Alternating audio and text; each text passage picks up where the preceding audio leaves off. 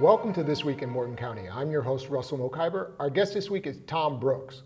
For a long time, Tom has been with the theater committee of the Morgan Arts Council, and he's co-director currently of a play that's coming up in June called Sordid Lives. Tom, welcome to the show. Hi, thank you. You've been involved with community theater for a long time here in Morgan County. Tell us a little bit about how you got interested in it. How initially, were you born into a theater family? You know, I was not. I grew up in Northern Virginia for the most part. As a little kid, I just always liked doing plays and sort of stuck. What was the work of your folks? Were they? My dad worked for Philco Ford. He was was highly involved in radar technology development and other things like that. My mom worked at the Pentagon and the Secretary of Defense's office for a long time. She retired from there. So, where'd you go to high school? I went to high school in Fauquier County, Fauquier High School. And were you in theater in high school? Yes. And where'd you go to college? I went to college. I got my undergraduate degrees through Wright State University in Dayton, Ohio, BFA in acting. And then I went for my graduate degree at the Alabama Shakespeare Festival in Montgomery, Alabama. All right, that's where I got the Deep South thing from. Yeah. Okay, so the Alabama Shakespeare Festival, which is, okay, that's not counterintuitive, but what took you to Alabama? It sounds like an oxymoron, but what took me just being at Wright State University, which at the time and I believe still does have a great reputation in theater circles for theater education. And I learned of the Alabama Shakespeare Festival then, and I was urged to audition for it, so I did, and there were 16 people. They auditioned across the nation, and I was one of the 16, the first MFA class of the Alabama Shakespeare Festival. So tell us your career trajectory from Alabama, and how did you end up here? I after graduating, I got married. We lived in Alexandria, Virginia. I did some things around there, just community theater kind of things, and of course, theater takes a lot of time, very little money normally. So I thought, okay, this is it. I'm gonna focus on film and television stuff and do that. And as always seems to happen in my life, whenever I say I'm going to do one thing, then the very thing I'm decided going away from opens up. So my wife sees this audition notice in the Washington Post for Sheer Madness. And I said, yeah, but I'm not going to be doing theater anymore. She said, yeah, but Kennedy Center probably pays, it's professionals. I'm like, okay, whatever. So I auditioned, I got into Sheer Madness, and was in that for 2 years. And Sheer Madness is, tell us about that. I mean, I remember, it's one of those things that goes on forever, yeah, right? And it still is. It's still playing. So what is it? It is the longest running non-musical play in American theater history. It's still running in Boston, in DC, maybe Philadelphia. It keeps popping up, but Boston and DC, it just keeps going.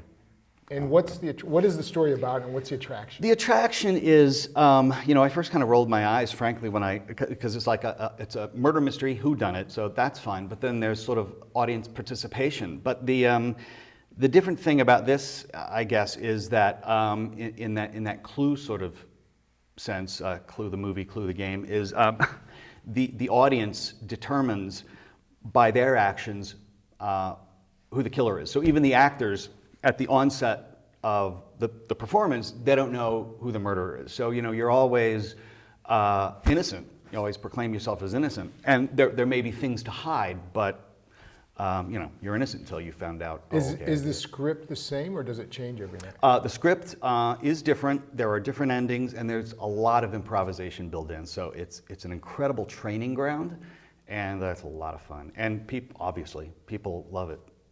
And paid gig for 2 years, yeah, then nice. what? During that, I also worked at the Roundhouse Theater, or through the Roundhouse Theater in Maryland, doing some children's theater, like a touring children's show. The day job, I was working at MCI as a documentation person.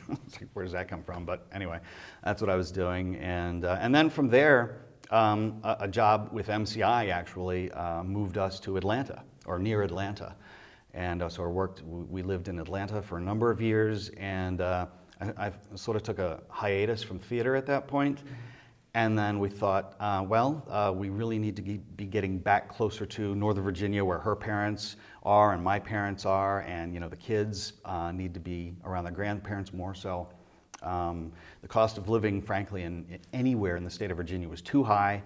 So we had come through Berkeley Springs on our honeymoon, and something sent us in that direction. We found a great place and moved here in 1999. So. And you've been involved with theater here ever since? Pretty much ever since. I think it was like within a year, I auditioned for Christmas Carol and played Ebenezer Scrooge here, and then turned to directing and acting. So I've been directing and acting here ever since, off and on with my wife. And theater in Morgan County has sort of gone through different phases. It wasn't a lull for a while. Why did it go into a lull? It went into a lull for, it's interesting, it grew and grew. At one time we had 4 productions a year, what we would call main stage, as opposed to a full production, rather than like a stage reading or what have you. But there was a time when, for a few years, we had 4 main productions a year, and basically 1 in each season. And then I think Beth and I had directed a couple shows in a row, and obviously, it's a big commitment, takes a lot of time and out of your life. And then we sort of we did Little Shop of Horrors, a big production. It was a great production, well received and all that, but we just needed a break after that. And at about the same time, the Ice House closed for a while because of major renovations, major construction. It got started, I think, a little later than they anticipated, and the doors opened a little later, and the timing just wasn't right for us personally. And it's a small county, so there aren't a lot of people there are only a handful really who right now seem to be interested in directing, and it just timing-wise for everybody, I can only speak for myself, but it just wasn't right. So there was no theater here to speak of for a while. Let's say the last, 5 years? Or not quite that long, I guess. And some things more recently have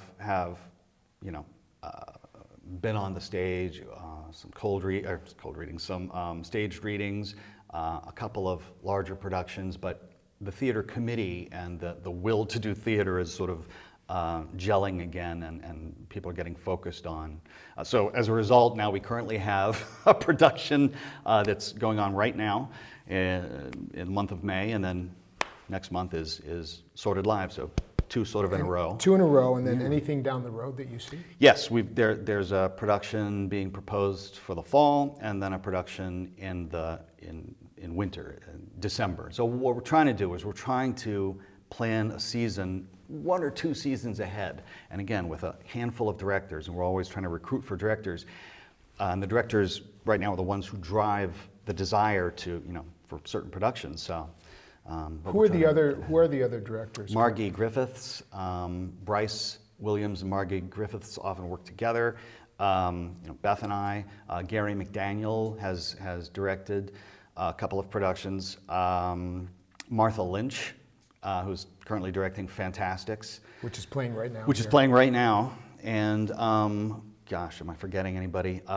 Kirsten Trump has directed here before, and so again, it's just a handful of people that when we've had directing classes, and we're trying to cultivate that creative. Okay, so there's scarcity of directors. What about actors? What's the pool of actors like? And give us the from here, the people who've been here forever and people who come from here. Is it mostly people who come from elsewhere who are involved in the acting community, or is it a mix? I would say it's a really good mix, and it's amazing. We've done productions with Martha Lynch was able to do 1776, which is, I think, all men technically in the script, and it's difficult to get grown men. In community theater. And in this community theater, I don't imagine it's the same in more highly populated areas, but typically you always have more women who are interested, and fewer men, and most of the roles across the board are men, or many, not most, but a great deal of them. So it's tough. You know, mentioned tough. that so we'll talk about we'll talk about Sordid Abby Lives. Brown, sorry, Abby Brown Oh, has yeah. also directed several productions. Abby I was Brown, forgetting right. somebody. Abby's been involved, since day one in Morgan County, and she's one of those people that the audiences love. She's, people know her, and it's like, what's Abby going to do in this production? Sorry. And she also plays adult men.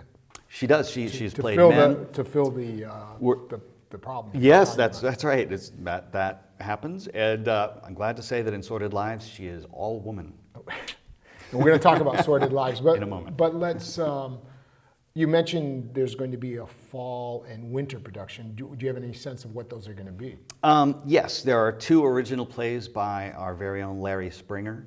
Those are in the fall, and I'll reserve the titles for the month. Well, okay. One, the main draw is Take It Off. Might be called Take It All Off. Anyway, it's still going through some rewrites, but Larry's plays have been produced here before. And then in the fall, I'm not quite sure, but Margie Griffiths will be heading that production in the winter. Sorry. Take It All Off is about showers, or It's actually biographical. Larry's getting into the music scene in Baltimore, and just a rich environment of creativity, and it's a wonderful glimpse at how we see someone and judge who they are, and then find out really who they are, and so it's a pretty remarkable piece. I'm looking forward to it. I'll be directing that. I'm really looking forward to it. okay. Sordid Lives coming up in June. Yes. You're co-directing with Beth. Yep.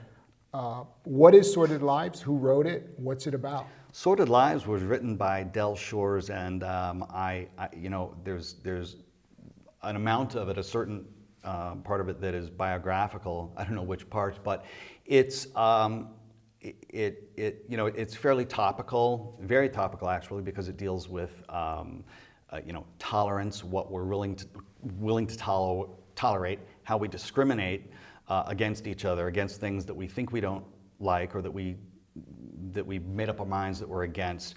So it's a black comedy about white trash.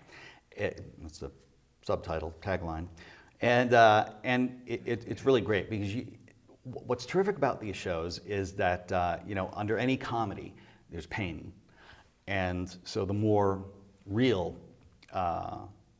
we make the pain, then the laughs pay off all that much more. And what? How did you come across Sordid Lives? How did you decide on it?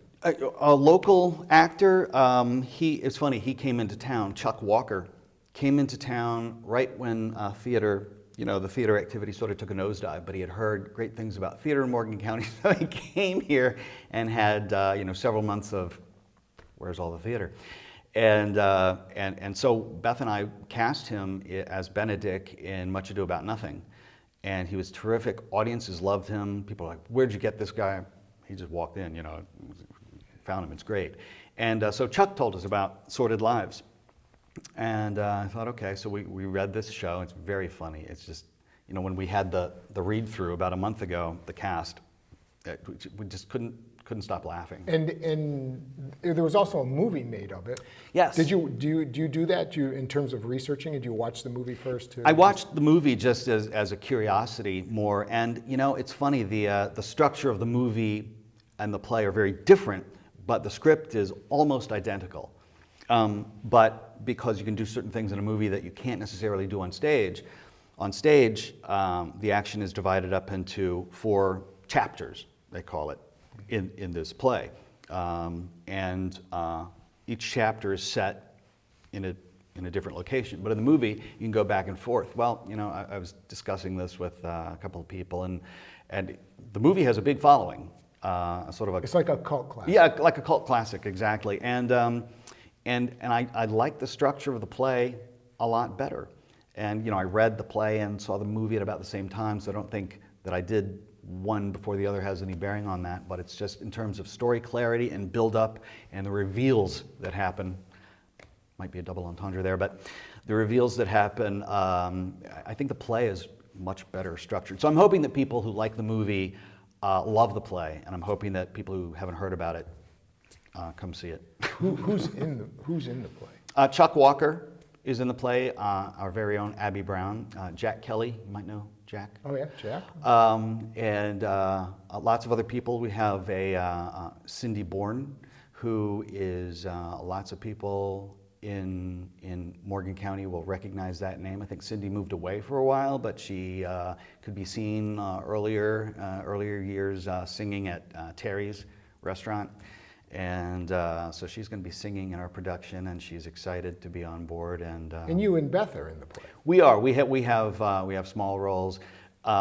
Beth wanted to do this very small role, so she's doing that, and I'm in it sort of by necessity. As I said, it's difficult to get men, so as has happened in several productions, if there's no one else to get, it's like, okay, I'll do it. Not that I don't want to, I have a lot of fun, but it's, we love new people being involved. We don't want people in Morgan County thinking, oh, well, I'm not going to go, with those theater people, or they only cast the same people. No, we don't. Look, Trish Shunny, who people will know from her work at the Rag Shop in town. Trish is in it. And this is Trish's maybe fourth or fifth production she's been involved with. It's great to see these people on stage in these roles that you're used to seeing downtown, working in a business or what have you, or involved in the schools. So that's the fun. I'd rather not be in a production so that other people can get a chance. What about, okay, so how many times are you putting it on, and when is it playing? It starts June 8th, which is a Wednesday. So essentially we've got 10 performances, which is, it's a good amount, but we try to stay away from the, just 4 performances or 6, because it's just, for the actors, for the audience, is just terrific to be able to see the growth in a production or what have you. So June 8th through the 15th, June 8th through the 12th, and 15th through the 19th. So it's Wednesday through Sunday, 2 weeks in a row. And if people want more information, is there a website people can go to look at it? Yes, they can go to macicehouse.org, or they can just call 304-258-2300, which is the Ice House number. And you can buy tickets in advance? You can't buy tickets in advance, but it's advised that you call and reserve tickets. So you don't pay anything till you get here, but you reserve your tickets ahead of time, and then if it gets sold out, which the productions normally do, especially in the second week, it just ensures that you've got your tickets, which means in turn, of course, you have a seat. Now, this is a big commitment of time for you. Mm-hmm. Tell us about what it takes to be a director for a play like Sordid Lives. It takes, number one, I guess, the vision and the desire. Because if you don't have the desire or the vision, it's tough work. If you've got the vision and the desire, then you just know it's going to work out. It's like a joy for you. It is. You really love it. It is. And there's a lot of faith that goes into it because, just for instance, we directed, Beth and I, Romeo and Juliet. It was performed at the high school, Berkeley Springs High School, but it was a Morgan Arts Council production. And there are tons of males in the show, and we just didn't know if we'd get who we needed. Amazingly, for that show, we didn't have to pull any teeth. We had a lot of young high school guys who were interested in sword fighting, and so that helped.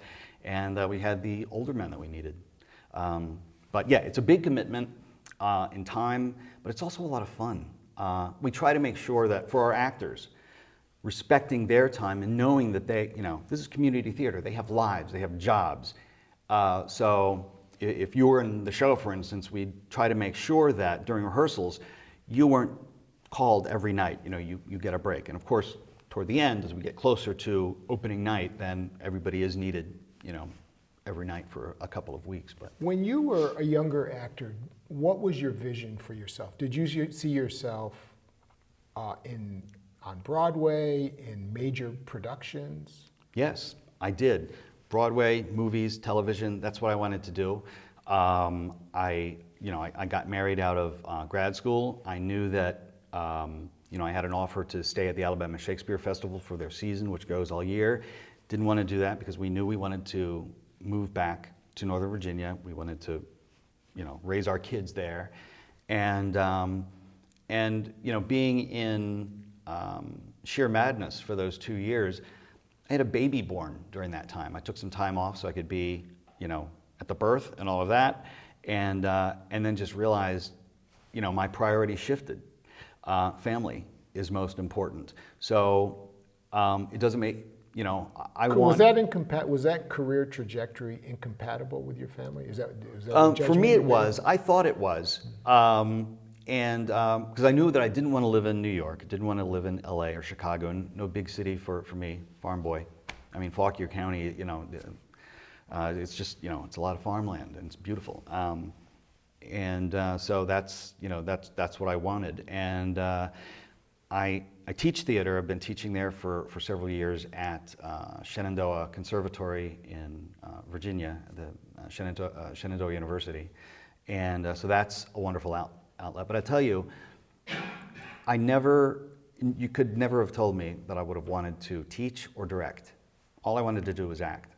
But then these things happen, and whether I'm teaching or acting or directing, whatever I'm doing at the moment, that's what I love the most, I think. So I can never figure out what I love more.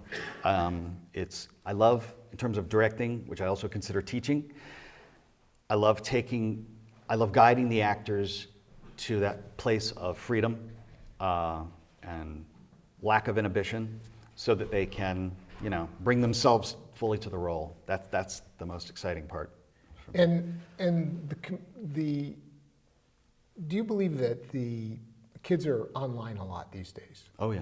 And has that undercut participation in community theater, or has it encouraged it? I don't know. For this particular county, I don't know that it's had a negative effect or a positive effect. I know that there's more that we can be doing, Morgan Arts Council, the community, what have you, in terms of we can do more in terms of getting stuff out, getting the word out on the web, and perhaps doing more online. But do you find that, for example, just doing productions generates interest and more people wanting to engage in community theater? I'm guessing so. And for the first time in my experience here in Morgan County is in the last couple of years, there have been 3 productions that tried to get off the ground and there just wasn't the interest. They got virtually no one at audition. So 3 productions had to be canceled. So I think that, once we get back into, yes, we're doing theater, the awareness grows, the interest grows, and people are naturally more inclined to go, maybe I could try that. I wanted to do that when I was a kid, or, so. And what do you say, finally, I just have a couple more things. What do you say to people out there who will be watching this about, let's say they're fearful about, they want to try, yes, but they're fearful. Is there like a test run where you can come in and say, okay, you don't have to be on right now, but we can test you? How does that work? How do you guide people into the theater? It's great. Some people know they want to be involved, but there is the fear factor. And so a lot of people say, I just want a small role, no lines. Do you have anything where I can just be involved, maybe be on? Yeah, there's usually always walk-ons or some business where you can kind of get your feet wet. And then I'm not making this up. This is coming directly from someone who says, oh, if I could have 1 or 2 lines, that would be awesome. And so then they get 1 or 2 lines and they're like, okay, I want to do more. And one of the best stories, and I'll keep it short, is a young man, high school kid. You know what it's like in high school. I mean, he reluctantly kind of wanted to be involved, mostly because his girlfriend was. So he loved it so much. This is Romeo and Juliet, by the way, and his small role. He might have had 1 or 2 lines. At the end of at the cast party, he cried because it was over. Because it's the sense of community. It's that the ability to be artistic, creative, whatever that means, and it's a great way to get involved and meet other people from the community and find out so much more about yourself. Well, congratulations. Thank you. Good luck on Sordid Lives. Thanks. Thank you, Russell. Appreciate it. And thank you for watching This Week in Morgan County.